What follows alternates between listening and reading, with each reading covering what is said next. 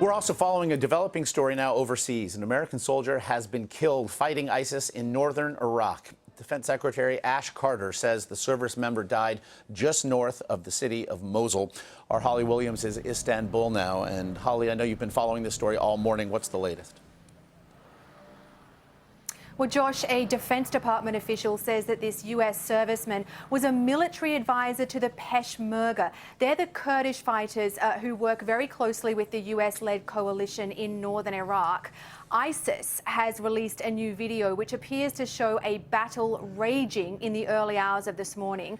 The extremists attacked a Christian town, Tel Askof, which is about 12 miles north of Mosul. And Mosul, of course, is Iraq's second biggest city, still in the hands of ISIS after almost 2 years. This US serviceman was apparently at least 2 miles away from the front line, but ISIS managed to penetrate that front line and he was then shot and killed. The US-led coalition launched 23 airstrikes during that battle, according to a US military official, using both fighter jets and drones. We still don't know the total number of Kurdish casualties. Now, this follows the death of a Marine back in March. He was killed by ISIS rocket fire at a base near Makmur, which is also just outside of Mosul.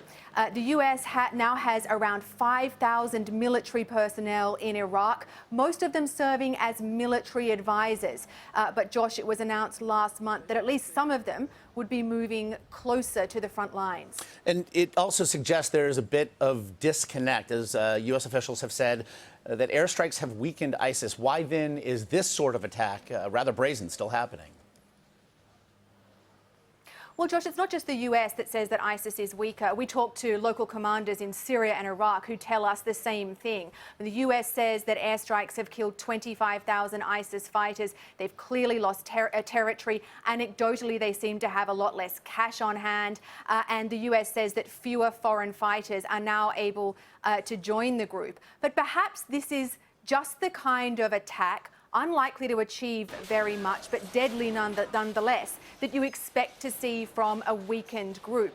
We can't speak for ISIS. We're not inside of ISIS. But perhaps this attack and other attacks like it are attempts by the group to reassert its prestige. And the audience is its fighters, its supporters, and people who live inside ISIS territory in Syria and Iraq.